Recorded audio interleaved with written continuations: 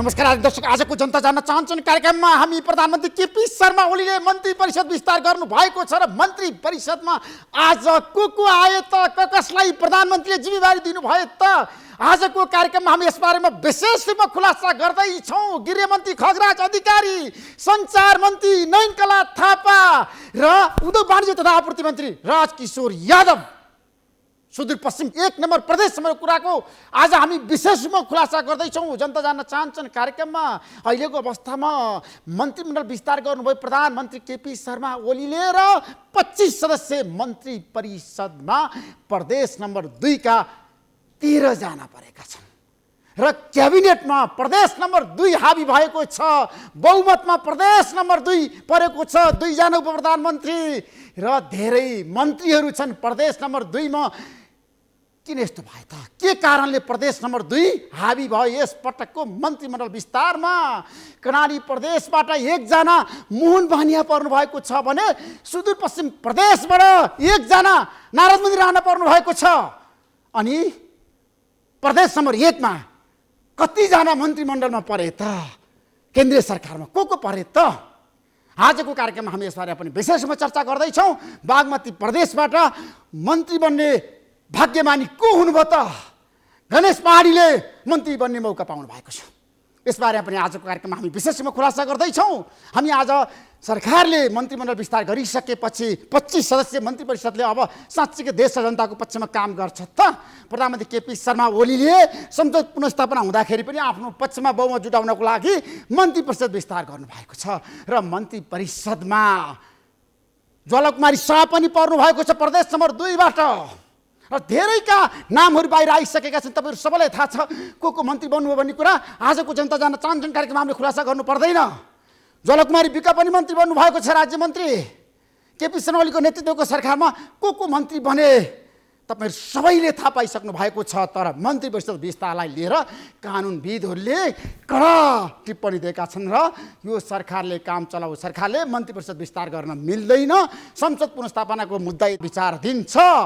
त्यसैले यसबारेमा आजको कार्यक्रममा हामी विशेष रूपमा खुलासा गर्दैछौँ र आज हामी गण्डकी प्रदेशतिर जान चाहन्छौँ। गण्डकी प्रदेशका मुख्यमन्त्री पृथ्वीशुभा गुरुङ पदमुक्त हुनुभएको छ। उहाँले विश्वासको मत प्राप्त गर्न सक्नु भएन।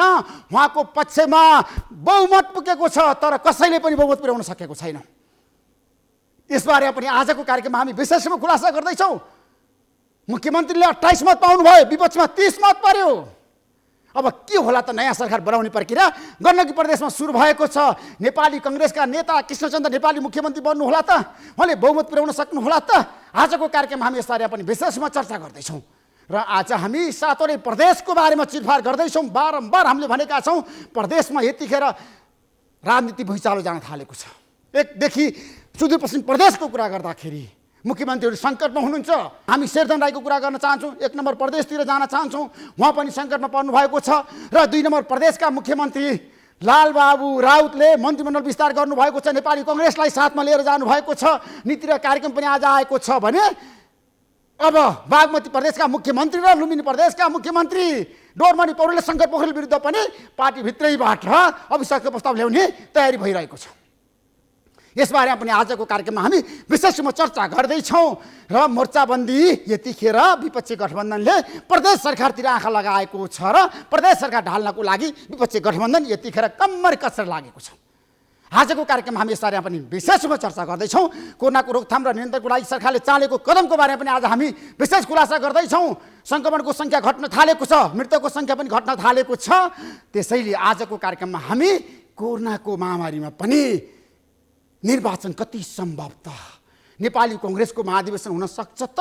भदौ 7 देखि 10 सम्म कांग्रेसले महाधिवेशनको लागि आफूलाई तयार पार्यो त? यहाँ हामी विशेष कुराकानीमा छौँ। जनता जान्न चाहन्छन् कार्यक्रममा हाम्रो बिचमा 2 जना प्रभावशाली वरिष्ठ अधिवक्ता हुनुहुन्छ। सुरेन्द्र महतोजी, दिनेश त्रिपाठीजी, यहाँ दुईवटामा कार्यक्रम स्वागत गर्न चाहन्छु। धन्यवाद। प्रधानमन्त्रीले मन्त्री परिषद विस्तार गर्नुभयो, त्यो संवैधानिक कि असंवैधानिक? ठ्याक्कै भन्नु सुविधागत रूपमा। सट्ट हेर्दाखेरि संविधानको अक्षरहरू, काला अक्षरको प्रावधान हेर्दाखेरि त्यो संवैधानिक नै देखिन्छ। त्यसलाई संवैधानिक हो कसरी भन्दाखेरि तपाईँले असंवैधानिक कसरी भन्ने कुरा, पहिले त असंवैधानिक कसरी भन्ने कुरा आउँछ। जहाँसम्म अहिले असंवैधानिक भन्नेहरूको एउटा कोण के आइरहेछ भने प्रधानमन्त्रीले 76 को 4 अनुसार संसदमा विश्वासको मत लिनु भएन, त्यसपछि 76 को लागि दाबी गर्नुभएको छ। 76 को विश्वासको मत नलिएपछि वाकओभर उहाँले गर्नुभयो, छोड्नुभयो, होइन, सक्दिनँ भन्नुभयो। यसको अर्थ चाहिने प्रधानमन्त्री पदमुक्त रहनुभयो। टेक्निकल काम चलाऊ प्रधानमन्त्री होइन, केपी शर्मा ओलीको नेतृत्व सरकार काम चलाऊ प्रधानमन्त्री हो र काम चलाऊ प्रधानमन्त्रीले संविधानले त्यो अधिकार दिएछ, संविधानले मन्त्रीमण्डल विस्तार गर्नको लागि दिएछ। संविधानको कुन धाराले चाहिँ त्यो अधिकार दिएछ? ठिक छ, बडा राम्रो कुरा गर्नुभयो। सामान्य कानुनको परिपालना जुन हुन्छ नि, त्यो कसरी हुन्छ भन्दाखेरि कानुनले निषेध गरेदेखिको बाहेक सबै काम गर्न हुन्छ। अब काम चलाऊ सरकारले यो काम गर्न नहुने भनेर कुनै नेगेटिभ लिस्ट संविधानमा छैन हो। एउटा कुरा, पहिलो कुरा यो, कुनै नेगेटिभ लिस्ट छैन। त्यसकारणले संविधानले प्रत्यक्षत प्रावधान नै राखेर रोकेको अवस्था छैन। दोस्रो कुरो एउटा परम्पराको दृष्टिकोणले हेर्ने हो भने काम चलाऊ सरकारले दूरगामी असर पार्ने खालको कामहरू गर्नु हुँदैन भन्ने मान्यता छ। मन्त्री परिषदको विस्तार भनेको दूरगामी प्रभाव पार्ने विषय यो होइन। यो केयरटेकर गभर्मेन्टले पनि काम गर्नको लागि त म्यान पावर ह्यान्ड्स त चाहियो नि, मन्त्रालय चाहियो। सारा मन्त्रालय प्रधानमन्त्रीले संविधान अनुसार छ त्यो। दिनेशजी, अब तपाईँले चाहिँ प्रधानमन्त्रीको अधिकारमाथि कुण्ठित गरेर अदालतमा जसरी रिट दायर गर्नुभएको छ नि, यो त गलत होइन भयो? होइन, यस्तो छ। अब म यसलाई अलिक भनिदिनुहोस्। जस्तो यो संविधानको धारा, यसका लागि प्रधानमन्त्रीलाई अधिकार छ कि छैन मन्त्री परिषद विस्तारको, यसको लागि हामीले संविधानको धारा 77 हेर्नुपर्ने हुन्छ। 77 को धाराले के परिकल्पना गरेको छ भने कस्तो स्थितिमा प्रधानमन्त्रीको पदमुक्त हुन्छ भन्दाखेरि, अब 77 कले 1 कले के भन्छ भने राजीनामा दिएमा, विश्वास वा विश्वासको मत लिन नसकेमा वा अविश्वासको मतबाट पराजित भएमा। तेस्रो के छ भने प्रतिनिधि सभाको सदस्य नरहेमा। अब प्रतिनिधि सभा जब प्रधानमन्त्रीले विघटित गर्छ अनि उसले प्रतिनिधि सभा विघटित हुँदाखेरि ऊ आफूले पनि सुसाइड गर्छ, आफूले पनि आत्महत्या गर्छ र आफू पनि सांसद रहँदैन। सांसद नरहेपछि संविधानको धारा 77ले के परिकल्पना गर्यो कि प्रधानमन्त्री आफ्नो पदबाट मुक्त हुन्छ। अब के छ भने, होइन सुन्नुहोस् न, प्रधानमन्त्रीको विशेष अधिकारमाथि हनन गर्न मिल्छ भने मेरो प्रश्न होइन, विशेष अधिकार भन्दैछु नि त, संविधान अनुसार नै अधिकार। प्रधानमन्त्रीले मन्त्रीमण्डल विस्तार गर्न पाउनुहुन्छ? होइन, सुन्नुहोस् न, अब मलाई भन्न दिनुहोस् पहिला यो धारा। तपाईँ संविधानको धारा कोड गर्नुहोस् त। होइन, धारा कोड गर्दैछु, धारा भन्दैछु, तपाईँ सुन्ने धैर्य त राख्नु पऱ्यो नि। जस्तो प्रधानमन्त्री पदमुक्त भयो, अब यसको सेभिङ क्लज छ। सेभिङ क्लज के छ भने 77 को 3 ले के भन्छ भने यदि प्रधानमन्त्री जब पदमुक्त भइसकेपछि अर्को मन्त्रीमण्डल गठन नभएसम्म सोही मन्त्री परिषदले कार्य सञ्चालन गर्नेछ भनेपछि, अब यहाँ बुझ्नुहोस् है, संविधानले के भने सोही मन्त्री परिषद भनेपछि कायम रहेको मन्त्री परिषद भनेपछि त्यो मन्त्री परिषदमा अब कुनै फेरबदल हुन पाएन, त्यो मन्त्री परिषदमा कुनै विस्तार हुन पाएन, त्यो मन्त्री परिषदमा कुनै कार्यविभाजन हुन पाएन। संविधान चाहिँ के छ, स्पष्ट छ, क्लियरली बोलिरहेको छ। र एउटा कुरा हामीले के प्रधानमन्त्रीले मन्त्रीमण्डल विस्तार गर्न नपाउने नेपालको संविधानमा हुन्छ कहीँ? अब संविधानको धारा तपाईँले म कोड गरेर भन्दैछु, तपाईँ जो होला कहीँ भन्ने अनुमानको कुरा नगरौँ। संविधानको धारा जब स्पष्ट छ, कार्यकारी प्रमुख होइन प्रधानमन्त्री भनेको, होइन कार्यकारी, यसको एउटा सिद्धान्त छ, म भन्नुहोस् ल अलिकति कम्प्लिट गरिदिनु। यो त नेपालको संविधानले स्पष्ट रूपमा के भनिदियो भने प्रधानमन्त्री पदमुक्त भइसकेपछि अर्को व्यवस्था नहुन्जेलसम्म सोही मन्त्री परिषदले कार्य सञ्चालन गर्ने छ भनिदियो। बेलायतमा लिखित संविधान छैन, तर बेलायतमा लिखित संविधान नभए पनि त्यहाँको एउटा क्याबिनेट म्यानुअल छ। हाम्रो देशमा लिखित संविधान छ, होइन लिखित छ, लिखित संविधानले रोकिदियो। तर अलिखित संविधान भएको मुलुकमा पनि के भनेको छ भने बेलायतमा जब प्रधानमन्त्रीले संसद विघटन गर्छ, संसद विघटन गरिसकेको प्रधानमन्त्री काम चलाउ सरकार हुन्छ र उसले कुनै नियुक्ति, मन्त्री भनेको त ठुलो कुरो भइसक्यो, अर्को कुनै एपोइन्टमेन्ट पनि गर्न पाउँदैन। राजदूत, सिइओ, ब्याङ्क, के अरे यो जिएम, कुनै पनि गभर्मेन्ट संस्थानहरूमा चाहिँ नियुक्त गर्न पाउँदैन, कुनै पनि स्टेट बडीमा नियुक्त गर्न पाउँदैन। भनेपछि के हो भने अब संविधानको यत्रो क्लियर प्रावधान लाई नाघेर मिचेर दिउँसै रात बनाउन मिल्छ सुरेन्द्रजी र त्यसलाई मिचेर उहाँले चाहिँ बनाउन मिल्छ दिनेशजीको आफ्नो तर्क छ। हाम्रो संविधानले कार्यपालिका विहीन राज्यको परिकल्पना गरेकै छैन। बरु व्यवस्थापिका विहीन राज्य हुन सक्छ, त्यो कल्पना छ विघटनको अवस्थामा, तर कार्यपालिका विहीन कल्पना गरेकै छैन। इच एन्ड एभ्री सिचुएसनमा देयर मस्ट बी क्याबिनेट, कार्यपालिका हुनैपर्छ। मन्त्री परिषद भनेको के भन्दाखेरि सिम्पली मन्त्री परिषद भनेको प्रधानमन्त्री हो र अरू मन्त्री जति पनि हुन्छन् त्यो भनेको प्रधानमन्त्रीको सहयोगीहरू हो। अदालतमा मुद्दा विचाराधीन छ, यो अवस्थामा प्रधानमन्त्रीले जे लागे त्यही गर्न मिल्छ? जे लाग्यो त्यो गरेकै होइन नि, जे मन लाग्यो त्यही गरिरहनु भएको छ प्रधानमन्त्रीले। गर्नु भएको छैन। मन्त्रालयहरू प्रधानमन्त्रीका हरेक निर्णयहरू विवादमा परेका छन् आज अदालतमा। विवाद लिएर जानु त सबै जलचित्त नबुझ्ने मान्छे गरिहाल्छ नि। दिनेशजी जानु भएको छ, सरकारले काम गर्ने मन्त्रीहरूलाई चाहिँ हटाउनु पर्छ भनेर उहाँले भन्नुभएको छ। सरकारको कामबाट 100% मानिस सन्तुष्ट हुनुपर्ने छ। हाम्रो दिनेशजी ज्यादै असन्तुष्ट हुनुहुन्छ, उहाँलाई चित्त बुझ्दैन। उहाँ सरकारको हरेक काम कारबाहीमा मुद्दा लिएर जानुहुन्छ। उहाँको कामै अहिले सरकार विरुद्ध मुद्दा जाने हो। उहाँको चित्त बुझ्दैन, मुद्दा लिएर जानुहुन्छ। मुद्दा लिएर जान्छ, विचाराधीन रहन्छ, कारबाही फैसला जहिले हुन्छ। तर प्रधानमन्त्री विहीन राज्य, कार्यपालिका विहीन राज्य हुन सक्दैन र क्याबिनेट भनेकै प्रधानमन्त्री हो र प्रधानमन्त्रीले आफ्नो काम सहयोग गर्नको लागि मन्त्रीहरू भनेको तिनका सहयोगीहरू मात्रै हुन्, नथिङ मोर देन सहयोगी। र मन्त्रीहरूलाई कुनै पनि समय प्रधानमन्त्रीले फेरबदल गर्न सक्ने, राख्न सक्ने, हटाउन सक्ने, किनभने कार्यपालिकाको अन्तिम अधिकार र अन्तिम एकाउन्टेबिलिटी भन्नुहोस् अथवा रेस्पोन्सिबिलिटी, जनताप्रति जवाबदेही त हुनु पर्ला नि त प्रधानमन्त्री। जनताप्रतिको जवाबदेहिता पुरा गर्नकै लागि मन्त्री परिषद उहाँले बनाउनुहुन्छ नि, अरू सहयोगी मन्त्रीहरू बनाउनुहुन्छ नि, एक्लै सम्भव नभएकोले। त्यसैले जनता विस्तार गर्ने बेला के देशको समस्या समाधान गर्न लागि प्रधानमन्त्री, देशको समस्या समाधान गर्न त क्याबिनेट चाहियो त। देशको जनताको डे टु डे कामहरू हेर्नको लागि मन्त्रीविहीन मन्त्रालय कसरी चल्न सक्छ? कर्मचारी त सरकार होइन, कर्मचारीले त जनप्रतिनिधि त होइन, अथवा कर्मचारी त कार्यपालिका होइन। जब कर्मचारी कार्यपालिका होइन, कार्यपालिका भनेको प्रधानमन्त्री हो भने प्रधानमन्त्रीले आफ्नो अनुकूलका सहयोगीहरू राख्ने के को लागि? जनताको काम गर्नको लागि, जनताको सेवा गर्नको लागि। सर्वोच्च जानुभयो मन्त्रीमण्डल विस्तारको विरुद्धमा, तर अदालतले तपाईँको कुरालाई सुनेन। होइन यस्तो छ, कुरा सुनेन भन्ने कुरा होइन। अदालत सुन्नु, कुरा मेरो सुन्यो र के भन्यो भने आफ्नो आदेशमा के भन्यो भने निवेदकले गम्भीर संवैधानिक र कानुनी प्रश्न उपस्थित गर्नुभएको छ, तसर्थ यो सम्बन्धमा अन्तरिम आदेश दिनको लागि दोहोरो सरकारको कुरा पनि सुनौ, दोहोरो छलफलको लागि मिति नै तोकेर सरकारलाई झिकायो, सरकारले उपस्थित हुने आदेश जारी गर्यो। अब सरकारले जब अदालतले उपस्थित हुने आदेश गरिसक्यो त्यो बेला चाहिँ के छ भने त्यसलाई फेरि मन्त्री परिषद विस्तार गर्ने, यो भनेको विस्तार गरिसक्नु भयो आज पनि हो। त जुन गर्नुभयो विचाराधीन छ, त्यो जुन गर्नुभयो तपाईको रिटमा थियो, कारण देखाउ आदेश जारी भएको छ।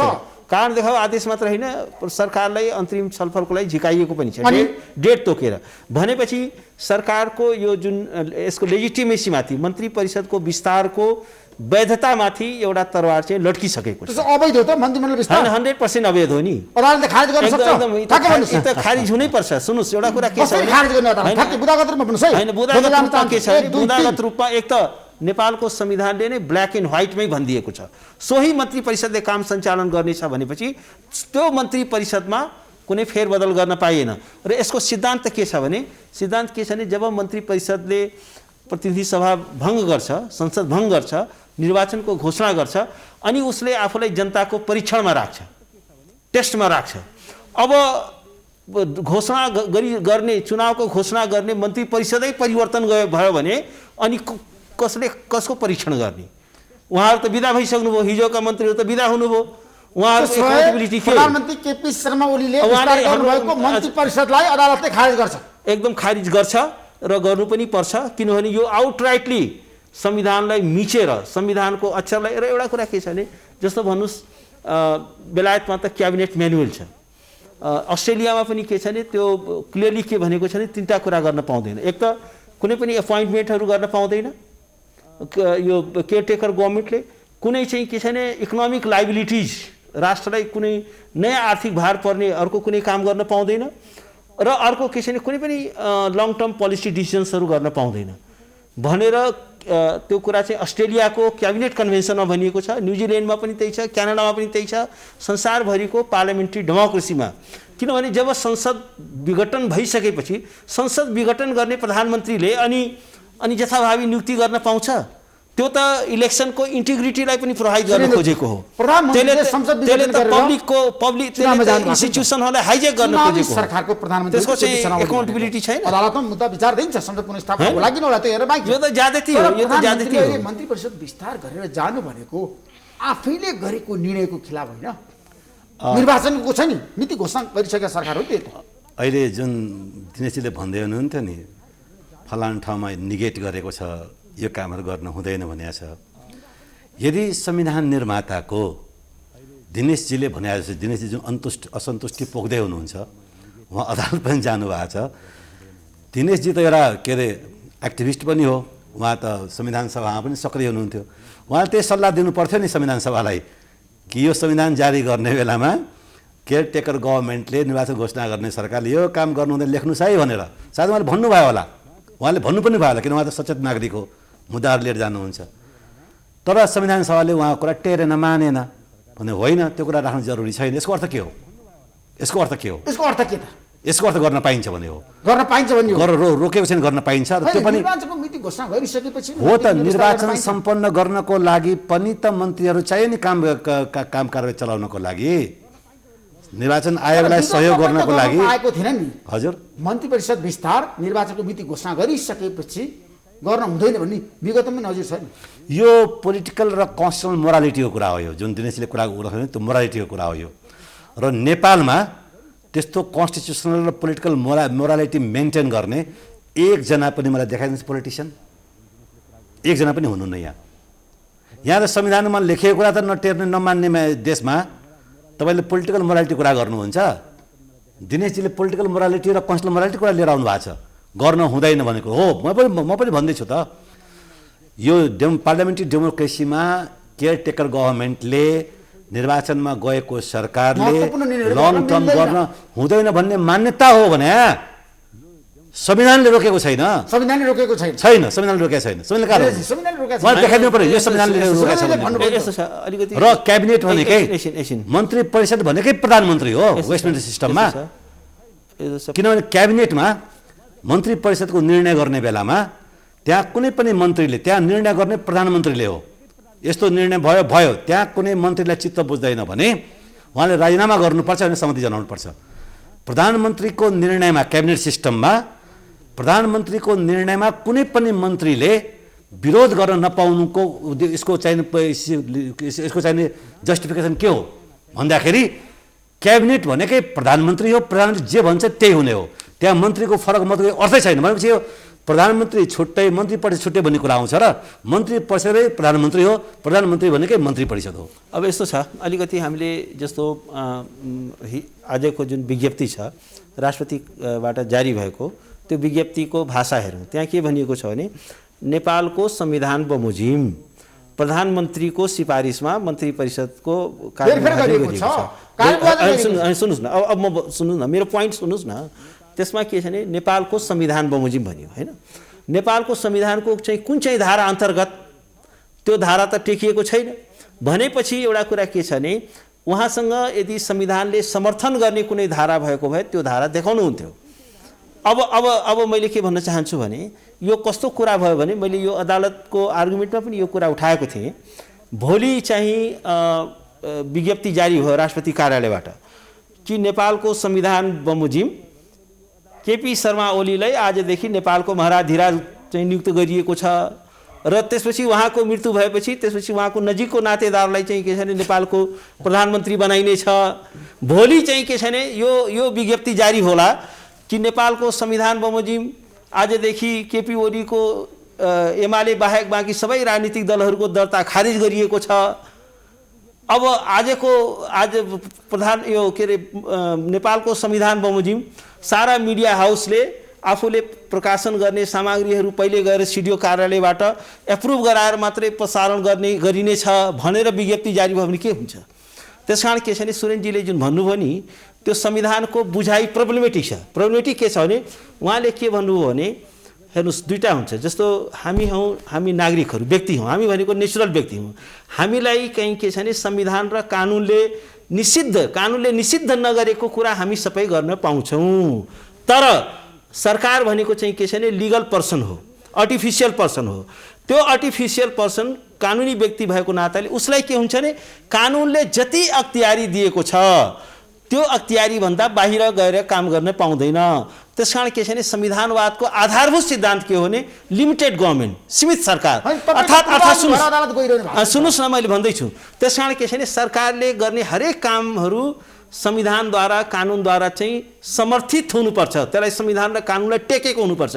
संविधान भनेको ब्ल्याङ्क चेक होइन, संविधान भनेको ब्ल्याक चेक होइन कि नेपालको संविधान बमोजिम यो गरी पाइँदैन। त्यो त्यस निम्ति के छ भने एउटा अर्को कुरा मित्रले भन्नुभयो, यो त मोरल कुरा हो। संविधान भनेको इमोरल कुरा हो, लोकतन्त्र भनेको इमोरल कुरा हो, यो ठगाई थौरले जालसाजहरूले चलाउने कुरा हो। के भनिन्छ भने यो गरेको चाहिँ के हुने त असंवैधानिक छँदैछ, तर यो संविधान विरुद्ध गरिएको फ्रड अन द कन्स्टिट्युसन हो, संविधानमाथि गरिएको गम्भीर जालसाजी हो, यो धोखाधडी हो। तपाईँ हेर्नुहोस्, तपाईँले पार्लियामेन्ट डिजर्भ गरिसकेपछि now you don't have any accountability, तपाईँले एकाउन्टेबल बनाउने इन्स्टिट्युसन छैन र अब तपाईँले के आधारमा चाहिँ के छैन फेरि मन्त्री परिषद विस्तार गर्नुहुन्छ? दिनेशजीले चिच्याउनु स्वाभाविकै हो के होइन? दिनेशजीले आफैले मुद्दा लिएर जानुभएको छ भने उहाँले त भन्ने नै भयो यी कुराहरू। अब अहिले धेरै इक्जाम्पल दिनुभयो, यो चाहिने मिडिया खारेज रे त के खारेज गर्न सक्छ नि, अब यो जे पनि गर्न सक्ने भयो नि त। उहाँको हावादारी कुरा भयो, हावादारी होइन यो संविधान कानुनको विद्यार्थीले गर्ने कुरा होइन यो है, एउटा पोलिटिकल एक्टिभिस्टले गर्ने कुरा चाहिँ हुनसक्छ, सुहाउँछ। उहाँ रिट पेटिसनर भएको हुनाले त भन्न सुहाउँछ, म त नेपाली कांग्रेस नेता पनि त हुने दिनेशजी, त्यसकारण भन्दै हुनुहुन्छ, त्यसकारण भन्नु स्वाभाविकै हो। तर संविधान बमोजिम भन्नुपर्ने, दिनेशले संविधान त राम्रोसँग पढ्नु भएको छ नि, मन्त्रीहरूको नियुक्ति भन्ने कुरो प्रधानमन्त्रीले गर्ने व्यवस्था संविधानमा छैन, तर धारा छैन, धारा देखाउनु पर्यो नि त। धारा 76 सबैलाई थाहा छ नि, तर के भन्दाखेरि उहाँले विज्ञप्तिमा उल्लेख भएन भन्ने कुरो योभन्दा अगाडि उहाँले भन्दाखेरि योभन्दा अगाडि क्याबिनेटहरूको हेरफेर गर्दाखेरि यो धारा अनुसार भनेर संविधान अनुसार भनेको छ, यो पर्टिकुलर धारा भनेर पहिले थियो र आज छैन भन्नु पर्यो। पहिले थियो मेन्सन गर्यो, आज छैन, त्यो होइन नि।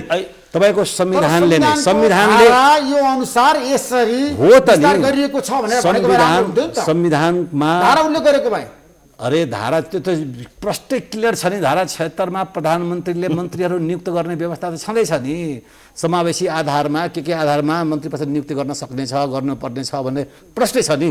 त्यसलाई देखादेख छैन भन्नु दिनेशजीले संविधान कानुनको विद्यार्थी भएर एउटा पोलिटिकल एक्टिभिस्ट सुन्नुहोस्, तपाईँले पोलिटिकल एक्टिभिस्ट होला, तर के छ भने म पनि चाहिँ के छ भने संविधानको म पनि वरिष्ठ अधिवक्ता हुँ। त्यसकारण के छ भने त्यो पोलिटिकल म मुद्दा लिएर गएँ, त्यसकारण उहाँले यसो भन्नु स्वाभाविक हो। संविधान सभामा किन भन्नु भएन? हेर्नुहोस्, यो सबै कुराहरू आउट अफ कन्टेस्टका कुरा हुन्, त्यसो कुरा नगर्नुहोस्, बुझ्नु भएन? तपाईँको चाहिँ के छ भने कानुनको बारेमा संविधानको बारेमा मैले पनि चाहिँ के छ भने संसारभरिको संविधान पढेको मान्छे म पनि हुँ। देश विदेशमा गएर कन्स्टिट्युसनको बारेमा लेक्चर दिएको, एटेन्ड गरेको, विदेशी विश्वविद्यालयबाट डिग्री लिएको मान्छे म पनि हुँ। त्यसकारण एउटा कुरा सुन्नु, त्यसकारण के छ भने संविधानवादका केही सिद्धान्तहरू छन्। संविधानको कुरा गर्नु भएको छैन, किन गरेको छैन? किन गरेको छैन? कसले भन्यो गरेको छैन? कसो कुरा गर्नु छ तपाईँहरू? पहिलो कुरा त के छ भने संविधानले क्लियरली हेर्नुहोस्, एउटा कुरा के छ भने संविधानले कानुनले स्पष्ट अख्तियारी नदिकन अल्ट्रा भाइरस भनेको के हो? सोरेनजी तपाईँ त कानुनको विद्यार्थी हो नि, के हो अल्ट्रा भाइरस? यदि के छ भने सरकारको राज्यको कुनै निकायको काम कारवाही संविधानसँग कानुनसँग समर्थित छैन भने त्यो त अल्ट्रा भाइरस हुन्छ। गलत कुरा, यही कुरा। किन गलत कुरा? के आधारमा? संविधानसँग बाजिएको हुनुपर्छ हैन? अल्ट्रा भाइरस भन्ने कुरालाई कानुनका एबीसीडी पढेको मान्छेलाई थाहा छ कि संविधानमा संविधानसँग यो बाजिएको होइन, संविधानसँग लेखिएको कुरासँग होइन, यो बाजिएको हुनु पर्यो हैन? के आधारमा? जसो सोही मन्त्री परिषदले जब काम सञ्चालन गर्ने भनिसकेपछि जब मन्त्रीहरूको नियुक्ति गर्ने अधिकार प्रदान छ होइन, यो बाजियो होइन। तपाईले भन्न सक्नुहुन्छ एउटा कुरा, भन्न सक्नुहुन्छ हैन? भन्नु पर्यो नि त। तपाईको लजिकल कुरा के हुन सक्छ भन्दाखेरि केयरटेकर गभर्मेन्टले केयरटेकर नगरी गभर्मेन्टले दिएको भए संसारमा कहीँ पनि राम्रो हुन्थ्यो भन्ने भन्नुहोस् न। होइन सुन्नुहोस्, संसारको कुरा होइन, नगरौँ न, तपाईँ मूल हाम्रो होइन, नेपालको कुरा गरौँ न। होइन, कहीँ पनि नेपालको होइन, नेपालको सुन्नुहोस् न, संविधान चल्छ नि। त्यसो भए यो नेपालको नेपाली मोडल अफ डेमोक्रेसी अर्कै, नेपाली मोडल अफ हो त नि। पार्लियामेन्ट्री डेमोक्रेसी धेरै अर्कै। कुरामा नेपालले आफ्नो ओरिजिनल मुभमेन्ट कुरा मेन्टेन होइन, गरेको छ। यस्तो छ यो विश्व संसार अरूको कपी होइन, पेस्ट होइन फरक हाम्रो छ। संविधान। हाम्रो होइन, संविधान हाम्रो संविधान मौलिक संविधान हो नि। संविधान कुनै मौलिक आफ्नो- हुँदैन। संविधान ल। चाहिँ के छ भने कहीँ न कहीँबाट बरो गरिएको छ र अहिले चाहिँ के छ भने दिनेशजी भन्नुहुन्छ संविधान बरो गरिएको होइन, छ। संविधान कहाँबाट बरो गर्यो? ल ल भन्नुहोस् कहाँबाट बरो म गर्यो? ल भन्छु, भनिदिनुहोस् तपाईँले। म भन्छु सुन, संविधान भनेको चाहिँ के हो भने यो चाहिँ कस्तो छ भने केही युनिभर्सल प्रिन्सिपल्सहरू छन्। कुरा बुझ्नुभयो? केही युनिभर्सल प्रिन्सिपलहरू, सार्वभौमिक मूल्य र मान्यताहरू छन्। त्यसमा के छ भने मौलिक हक कहाँबाट आयो, इन्डिपेन्डेन्स अफ जुडिसियरी कहाँबाट आयो, पार्लियामेन्ट्री डेमोक्रेसी कहाँबाट आयो, मल्टी पार्टी सिस्टम कहाँबाट आयो? यो के नेपाली माटोको उपज हो? नेपाली हाम्रो माटोको उपज सुन्नुहोस् त खालि पञ्चायत व्यवस्था थियो, हावापानी सुहाउँदो। तर डेमोक्रेसीका चाहिँ के छ भने केही युनिभर्सल प्रिन्सिपलहरू छन्, रुल अफ लका केही युनिभर्सल प्रिन्सिपलहरू छन्। डेमोक्रेसी भनेको नेपाली माटोको भन्ने हुँदैन। त्यो भनेको चाहिँ के छ भने केही सार्वभौमिक मूल्य र मान्यतामा त्यो आधारित हुन्छ। तपाईँले बरो गरेको शब्द प्रयोग नगर्नु। होइन, बरोको के नि संसारभरि बरो हुन्छ नि। बरो गरेको हेर्नुहोस् म शब्द तपाईँले प्रयोग भन्दैछु कहाँबाट नगर्नुहोस् बरो है। भएको छ। पार्लियामेन्ट्री डेमोक्रेसी भनेको बेलायतको जलिनी हो। ह्युमन राइटको आधारभूत होइन। कुराहरूलाई हामीले चाहिँ हो त कहाँबाट? समावेश गर्ने नेपालबाट आएको हो यो। तर यो संविधान नै बरो गरेर ल्यायो होइन, भन्ने कुरो संविधानका संविधान नै जुन बाहिरबाट प्रिन्सिपल्सहरू, कपी पेस्ट होइन, गरेर ल्यायो सुन्नुहोस्, भन्ने कुरो तपाईँले भन्न होइन, होइन, सक्नुहुन्छ? किन भन्न दाजु? कि एउटा कुरा के छ भने नेपालको संविधान नेपालको आफ्नो मौलिक होइन, हाम्रो मौलिक केही पनि छैन। नेपालको मौलिक भन्ने हुँदैन। नेपाली नेपालको जनताको आफ्नो चाहना अनुसार मौलिकता छैन। जारी भएको संविधान हो। संविधान होइन, नेपालको मौलिकता भनेको चाहिँ जस्तै के छ भने- नेपालमा जुन हेर्नुहोस्, फन्डामेन्टल राइटहरू जुन होइन, व्यवस्था गरेका छौँ होइन, यति सुन्नुहोस्, धेरै फन्डामेन्टल राइट्स डेमोक्रेसी भनेकै के बाहिर हो कहाँ छ भने यो? होइन सुन्नुहोस्, हामी कहाँ छ डेमोक्रेसी नि? र ह्युमन राइट र रुल अफ ल भनेको यो चाहिँ के छ भने युनिभर्सल प्रिन्सिपल्सहरू हुन् के। यो चाहिँ हाम्रो मौलिकता हो भनेर अधिनायकवाद चाहिँ लागू गर्न पाइँदैन। मौलिकता भनेको अधिनायकवाद भयो। एक्ज्याक्टली नि। यो चाहिँ के छ भने सिङ्गापुरको ली कुआन यूले के भन्छ भने हाम्रो चाहिँ डेमोक्रेसीको अर्कै मोडल छ भन्छ के। ली कुआन यूले के भन्छ भने हामी युनिभर्सालिटीमा होइन युनिभर्सिटी होइन जसो भनौँ न, ली कुआन यूले के भन्छ भने हाम्रो चाहिँ सिङ्गापुरको चाहिँ हाम्रो चाहिँ छुट्टै मोडल छ, हामी चाहिँ युनिभर्सल मोडललाई मान्दैनौँ। त्यस कारण यस्तो छ केही युनिभर्सल प्रिन्सिपल्सहरू छन् जसलाई चाहिँ के छ भने कि त भन्नुहोस् हामी चाहिँ नर्थ कोरिया जस्तो हो, you are not North Korea. हामी चाहिँ के छ भने हामी गणतान्त्रिक संघीय लोकतन्त्रमा छौँ हामी। त्यस कारण हाम्रो चाहिँ के छ भने युनिभर्सल प्रिन्सिपल्सहरू हुन् के।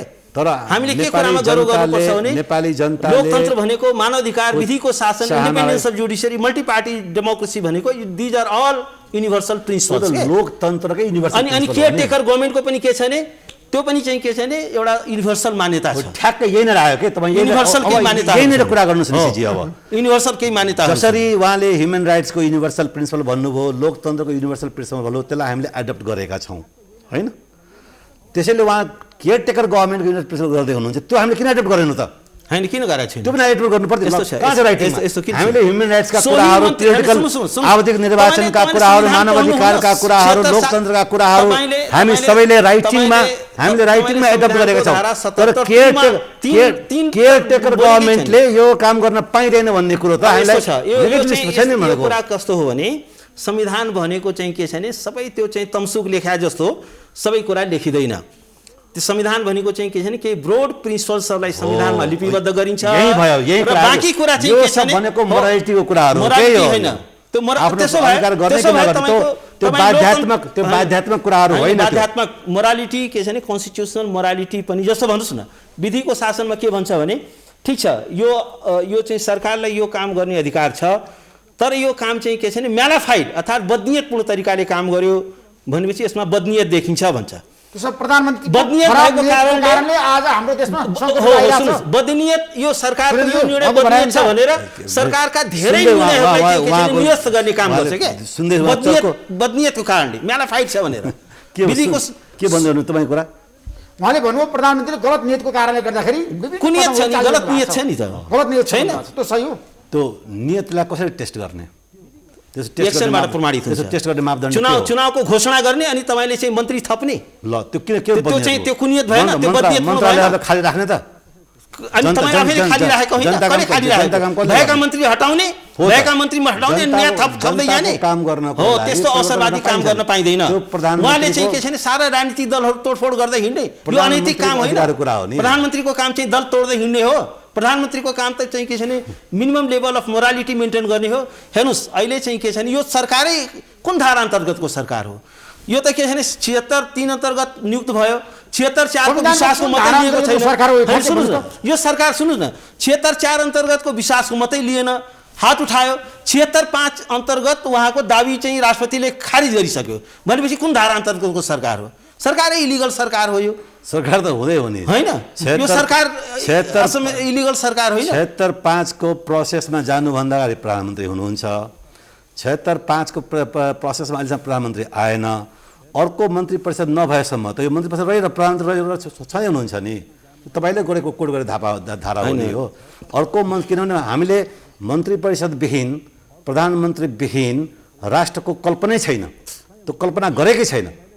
जब त्यो कल्पना गरेकै छैन, प्रधानमन्त्रीबिन कल्पना गरेकै छैन, गरेकै छैन। तर यस्तो छ, यो बिल्कुल गरेको छैन। यो त संसारमा कहीँ पनि प्रधानमन्त्री भनेकै क्याबिनेट हो। एउटा क्याबिनेटका मेम्बरहरू सहयोगीहरू। सार्वभौम सत्ता मुलुक, सार्वभौम सत्ता सम्पन्न मुलुकमा चाहिँ के छ भने गभर्मेन्ट हुन्छ। तर एउटा कुरा के छ भने जुन प्रधानमन्त्रीले 76(3) अन्तर्गत नियुक्ति हुनुभयो, 76(4) अन्तर्गत चाहिँ सार्वजनिक रूपमा कायलनामा गर्नुभयो कि म विश्वासको मत दिन सक्दिनँ, त्यसपछि चाहिँ के छ भने मैले माग प्रशस्त गरेँ भन्नुभयो र त्यसपछि अचानक आधा घन्टाभित्र उहाँले चाहिँ के छ भने 153 जना लिएर प्रस्तुत हुनुभयो र के आधारमा उहाँले आधा घन्टाभित्र 153 प्रस्तुत यो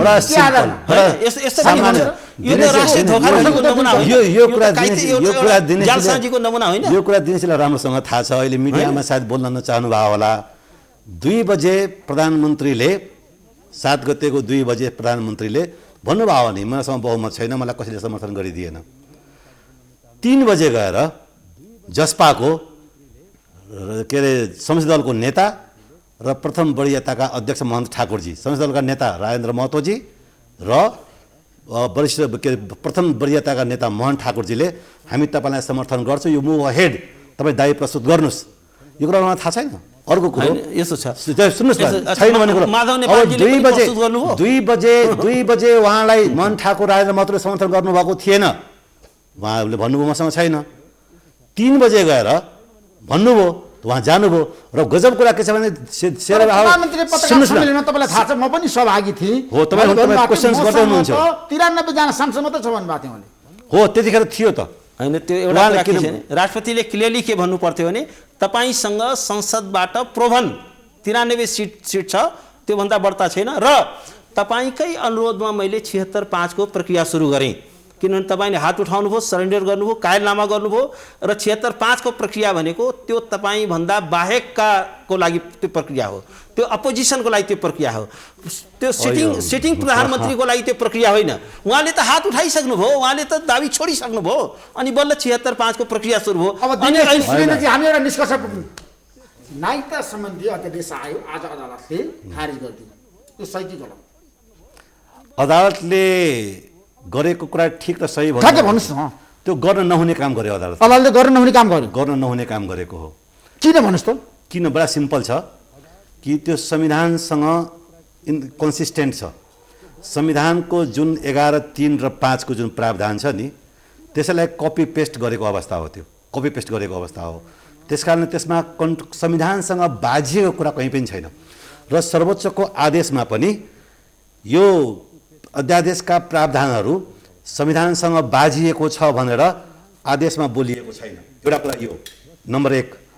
नम्बर 2 कुरा, योभन्दा अगाडि अरू पनि अध्यादेशहरू आएका छन्। यो संवैधानिक परिषदको अध्यादेश त्यसको काम कारवाही भएको छ, त्यसमा स्टे दिएको छैन, यसमा स्टे दिएको छ। नम्बर 2। नम्बर 3 मा आउनुहोस्। आजको संवैधानिक इजलासमा बसेको माननीय न्यायाधीशज्यूहरू हरिकृष्ण कार्की श्रीमान, ईश्वर खतिवडा श्रीमान, हरिकृष्ण श्रीमान र बम कुमार श्रेष्ठ श्रीमानको डिभिजन बेन्चबाट यही विषयमा यो के अध्यादेश आउनुभन्दा अगाडि र यो पार्लियामेन्टले चाहिँ बिललाई 3 वर्षदेखि झुन्डाइराखेको हुनाले नेपाल सरकारले परिपत्र जारी गर्यो। के जारी गर्यो भन्दाखेरि यो संविधान जारी हुनुभन्दा अघि जन्मसिद्धको आधारमा नागरिकता प्राप्त गरेका व्यक्तिको सन्तानलाई वंश नागरिकता दिनु भनेर परिपत्र जारी गर्यो। त्यस उप मुद्दा पर्यो। त्यस उप मुद्दा परेपछि मुद्दा गर्ने फेरि यही हो, कुनै नयाँ मान्छे होइन, यही बोर्डबहादुर वरिष्ठ देवता बोर्डबहादुर कार्कीजी, बालकृष्ण नेपालजीले त्यो मुद्दामा सिङ्गल बेन्चबाट स्टे भयो। डिभिजन बेन्च हरिकृष्ण श्रीमानको बेन्च र बम कुमार श्रेष्ठको बेन्चले स्टे अर्डरलाई निरन्तर जारी गर्नु पर्दैन भनेर स्टे अर्डरलाई खारेज गरेको छ। आज त्यही हरिकृष्ण श्रीमान चाहिँ यहाँ हुनुहुन्छ, आज उहाँले चाहिँ नि स्टे अर्डर जारी गर्नुभएको छ। अर्को कुरो, यही विषयमा ईश्वर खतिवडा श्रीमान पनि इन्भल्भ हुनुहुन्छ के अरे फुल बेन्चको आदेशहरूमा। भनेपछि अस्ति त्यत्रो रिक्युजलको कुरा भएको थियो, इन्ट्रेस्ट बाजिएको कुरा, आजको संवैधानिक इजलासमा हरिकृष्ण श्रीमान र ईश्वर श्रीमानको चाहिने के अरे इन्ट्रेस्ट बाजिएन। आज अस्ति योभन्दा अगाडि यही विषयमा अन्तर्वास जारी गर्नु नपर्ने, आज अन्तर्वास जारी गर्नुपर्ने भनेपछि यो जुन एउटा न्यारेटिभ सेट गरेको थियो नि, यो मिडियामा धेरै हल्लाखल्ला गरेर यो पब्लिक ओपिनियनले अदालतलाई प्रभावित गरे जस्तो लाग्यो मलाई। हो दिनेश चाहिँ ठ्याक्कै भन्नुहुन्छ आजको निर्णय सही कि गलत? एउटा के हो भने बिदा गरेर भन्नुहोस्, व्याख्या नगरिकन। एउटा कुरा के छ नि, यो नागरिकता जस्तो अत्यन्त संवेदनशील विषयलाई के गरियो भने अध्यादेश मार्फत ल्याइयो र एउटा सत्ता टिकाउने एउटा टुलको रूपमा सौदाबाजीको रूपमा यो अध्यादेश ल्याइयो।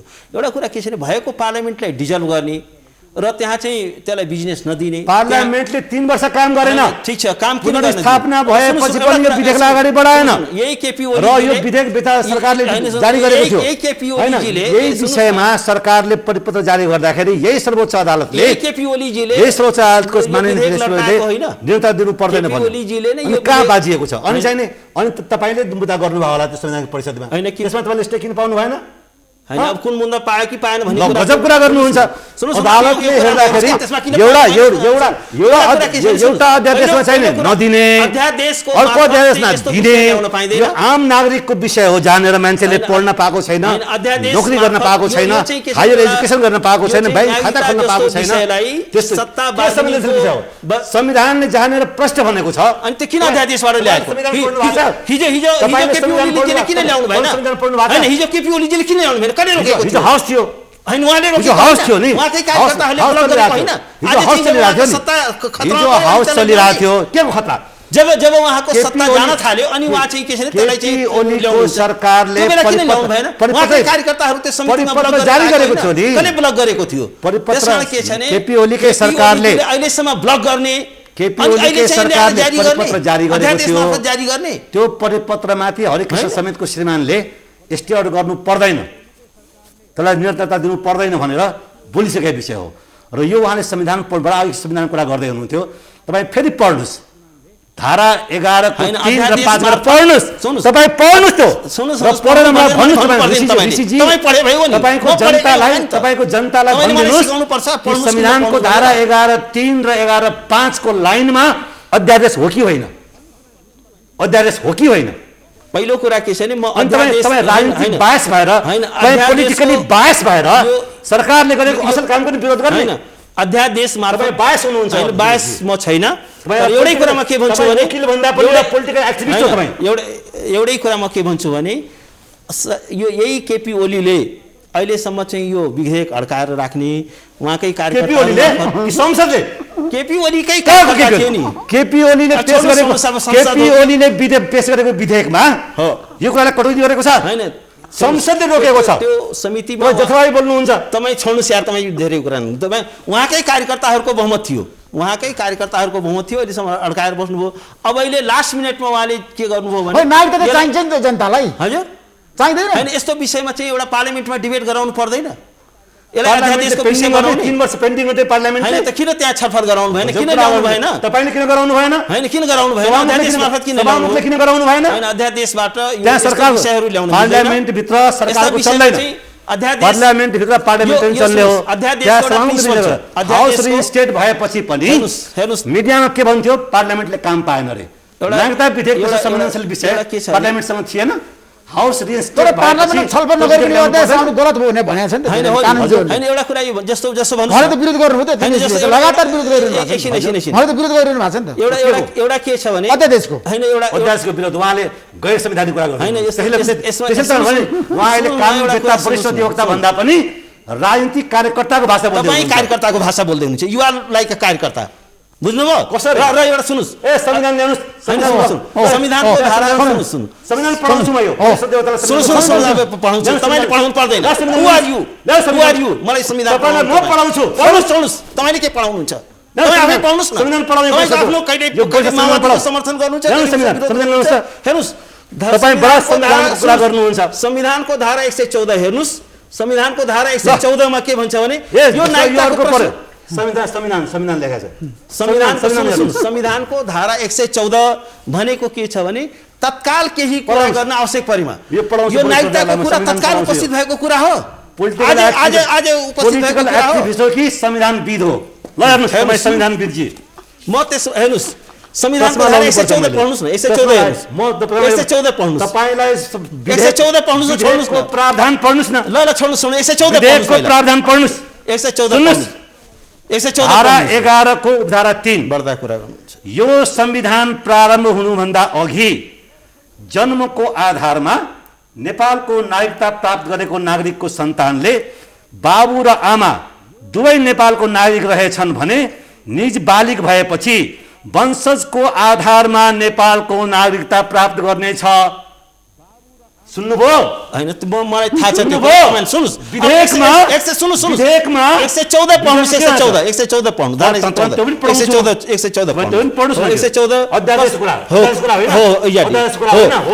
तब मैले अब सुन्नुस् पार्लियामेन्ट अब तपाईँ एउटा बोलेको सुन्नुस् विधेयकलाई पेन्डिङ गरेपछि हैन सुन्नु र सरकारले यही सरकारले परिपत्र जारी गरेको थियो परिपत्र लागू थियो भने यो कुराको इल्हाम त्यसैले तपाईले संवैधानिक परिषदको जुन अध्यादेश छ त्यसमा सर्वोच्चले स्टे दिएको छैन। त्यसमा तपाईँ त कराउनु हुन्न आज स्टे वाइ गर्नुहुन्छ तपाईले हेर्नुस् अदालत किन स्टे दिन्छ त्यसमा सुन्नुस् यदि त्यो पनि यदि पार्लियामेन्टलाई छलेर ल्याउने हो भने आजै डाक्टर सम्बन्धी त्यो अध्यादेश आएको छ तो के भन्छ स्वास्थ्य सङ्कटका सम्बन्ध पनि आछ धेरै अध्यादेश आएको छ अरू अध्यादेश ठीक हैन र जनताको जरा पशु नागरिकता विहीन जनता भनेको पशु हो। यहाँ जनतालाई पशु नेपाली नागरिकलाई पशु तुल्य बनाउने कुरालाई फुकाउनको लागि आएको अध्यादेश चाहिँ कसैले गलत छैन। एउटा अध्यादेश चाहिँ ठीक एउटा सुन्नुस् अध्यादेशको सिद्धान्त के हो भने तत्काल केही गर्न आवश्यक परेमा यो सुन्नुस् न अध्यादेशमा सर्वोच्चले स्टे दिएको छ। सुन्नुस् मलाई कतिवटा अध्यादेश त्यो गएर सर्वोच्चलाई सोध्नुस् कोसमा दियो कि दिएन तर मेरो कुरा सुन्नुस् तपाईँ एक कुरा गर्नु मात्रै सर्वोच्च अदालतलाई पनि उहाँ जस्तै कार्यकर्ताहरूले चाहिने तपाईँ जस्तै कार्यकर्ताहरू जथाभावी आएर बोल्छन् तपाईँ जस्तै कार्यकर्ताहरू जथाभावी आएर बोल्छन् सर्वोच्चले गरेन तपाईहरुको चाहिँ के छैन तपाईहरु जस्तै अपर्चुन हिजोसम्म ओलीको विरोध गर्दिन त अहिले ओलीको चाहिँ भगवान हुनुभयो भन्ने तपाईहरुको लागि हैन तपाईलाई थाहा छ हैन अहिले आज एकाएक चाहिँ ओली नै भगवानको नयाँ अवतारको रूपमा प्रस्तुत हुनुभयो तपाईहरुको लागि विद्यार्थी हुँ म हैन उहाँको लागि ओलीको जहिले पनि कानुनको कुरा गर्छु म हैन न म ओलीको समर्थक हो न ओलीको विरोधी तपाईँ चाहिँ के छैन अब अहिले कानुनको चाहिँ नै वकालत गर्छु अहिले चाहिँ तपाईहरु रातारात चाहिँ के छैन केपी ओली तपाईहरुको लागि भगवान हुनुभयो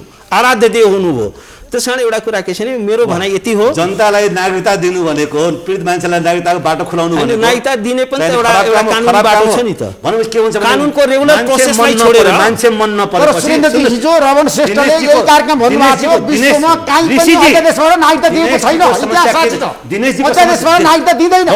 अब सुन्नुस् अध्यादेश भनेको सुन्नुस् वा केपी ओलीले कुनै राम्रो काम गरेछ भने पनि विरोध गर्नै पर्छ। यसमा के छ नि अध्यादेश चाहिँ के छ नि तत्काल केही गर्न आवश्यक परेमा यो चाहिँ नागरिकताको समस्या भनेको यो संविधान जारी भएदेखिको समस्या हो त्योभन्दा अगाडिको समस्या हो। त्यसकारण के छ नि मेरो धारणा के हो भने यस्तो विषयमा एउटा राम्रोसँग पार्लियामेन्टमा छलफल गरेर गर्नुपर्छ तर चाहिँ के छ नि लेखेको कुरा चाहिँ नै मलाई चित्त नबुझ्ने हैन त्यसकारण के छ नि संविधानले मन्त्री परिषद स्थापना नरोकेको त्यसकारण के छ नि यो डबल स्ट्यान्डर्ड कुरा भयो नि त्यसकारण के छ नि दिनेशजी तपाईले डबल स्ट्यान्डर्ड किन गर्नुभयो अध्यादेशको प्रिन्सिपललाई नागेर हेर्नुस् राम्रो संविधान कुरा हेर्नुस् पार्लियामेन्ट हुँदा खाँदाको पार्लियामेन्टलाई डिजल्भ गर्ने अनि बजेट पनि अध्यादेशबाट ल्याउने अनि चाहिँ के हो भने यो नागरिकता पनि अध्यादेशबाट दिने अनि सारा चाहिँ के छ नि काम चाहिँ के छ नि अध्यादेश मार्फत गर्ने।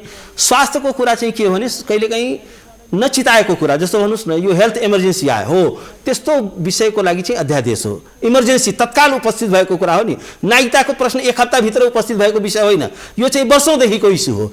यो वर्षौँदेखिको इस्युलाई एउटा नर्मल लेजिस्लेटिभ प्रोसेसबाट पार्लियामेन्टमा राम्रोसँग डिस्कस गराएर त्यसको प्रो एन्ड कन्समा राम्रोसँग छलफल गरेर सबैले एउटा सहमतिमा ल्याएर एउटा चाहिँ के छ भने गरेको भए राम्रो हुन्थ्यो। सफा छ त्यो गर्नुपर्ने विषय हो मैले संविधान पढेर सुनेको होइन त्यसकारण के छ भने ऐना जस्तो सफा छ त्यसमा के डिबेट गर्नु त्यसकारण होइन तैपनि त पार्लियामेन्टमा यो विषयमा एउटा कुरा के छ भने पार्लियामेन्टमा यो विषयमा कुनै डिबेट नै छैन, सर्वसम्मति विषय हो यो होइन। त्यसो भए डिबेट नै छैन। त्यसो भए यो होइन, तर यो एउटा कुरा यो सत्य हो कि ओलीजीले नै यसलाई चाहिँ के छ भने आफ्नो कार्यकर्ताहरू उहाँकै कार्यकर्ताहरूको बहुमत थियो, उहाँहरूले चाहिँ के छ भने विदेशी महिलाहरूलाई 7 वर्षको प्रावधान राख्नुपर्छ भनेर उहाँकै कार्यकर्ताहरूबाट आयो, उहाँहरूबाटै आयो।